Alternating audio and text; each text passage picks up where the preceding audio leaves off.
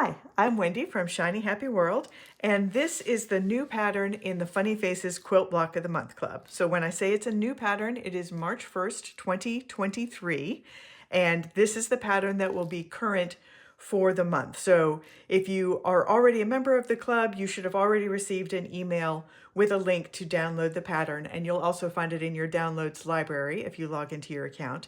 If you're not in the club yet and you join any time in the month of March 2023, this is the pattern that you'll get instant access to. So if you're watching this video and it's long after March 2023, you'll be able to find this pattern in the main shop at shinyhappyworld.com, and it'll be in the individual applique blocks sometime late in April. So here's how to make it. All right, so this is the video showing how to assemble all of the pieces for the deer if you do not have a light box, if you're not using a light box. In that situation, the numbers on the placement guide are really just there to tell you which piece is which, but other than that, they have no significance. So we are going to start, like I always do, with the piece that goes off the edge of the block. So I'm going to make this one what I call snapshot style, rather than emoji style, where emoji style is a floating head, in which case you would just leave the neck piece off and just float the head in the middle of the block. But we're going snapshot style, and I should point out all of these pieces are prepared. They're cut out on the solid lines, and then these lines on the back of the pattern piece have been transferred to the front. And since this is the no light box video, you could just hold those up to a window and see those lines through it and transfer them. I use a chalk marker or chalk wherever I can. If it is too light, if the fabric is too light for chalk to show up, I use just a number 2 pencil. And for any of the lines that I'm going to just stitch right over, like the mouth, and if I was making this into a girl deer, the eyelashes, which I'll show you an example of that in a different block, I use just a simple black Sharpie. I'm going to stitch over that with black thread, so it doesn't matter that it's a permanent marker. And the nose and eyes are going to be appliqued with a solid black fabric, so I don't need to worry about that black line showing through. So here's how we do it. So we start with that neck piece, if you are using it, and just line that up so that the straight edge is lined up with the cut edge, the raw edge at the bottom of your block. And that edge is what's going to be buried in your seam allowance when you sew the blocks together, and so it'll look like a little snapshot. So the next piece we're going to put in is going to be the face. And we've got this chalk line where we transferred the dotted line on the back of the pattern to that. So we're going to lay the face, and as soon as it covers that line, we know that we've got enough overlap that none of the pieces are going to come loose as it is washed. So next up, let's do some ears. So this is ear number 2, which goes on this side.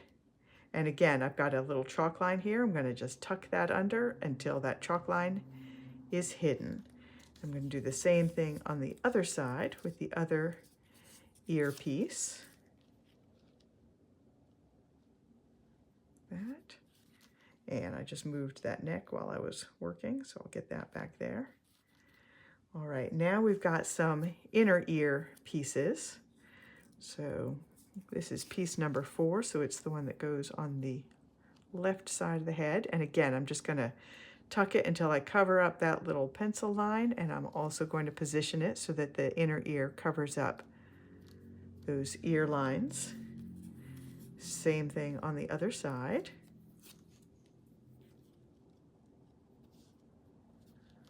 All right, now let's get some eyes in there.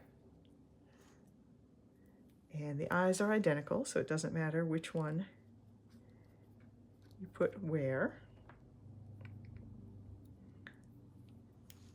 These are a little small, which can be tricky to outline. It's definitely doable, but if you don't want to, I've got a post that I'll link to in the pattern that has some alternatives that you can use for eyes if you don't want to have to outline them. And then the last thing is the antlers. And I've got little markings on the head that I transferred. We just need to cover those.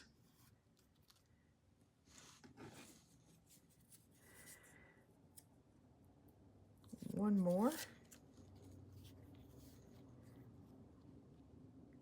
And there we go. That is all ready. So I'm going to carefully lift this, take it over to my ironing board, fuse it down. Just follow the instructions on whatever brand of fusible adhesive you're using. I like to use Heat and Bond, the lightweight. And then I will bring it back. I will do all of the outline stitching on it and bring it back here, and I'll show you this finished block and also the finished blocks in the other colors, including a version where I stitched the eyelashes and left the antlers off for a girl deer. Okay, here is one of the finished blocks. So this is the one that I did in natural colors. The background block is one of the avocado blenders.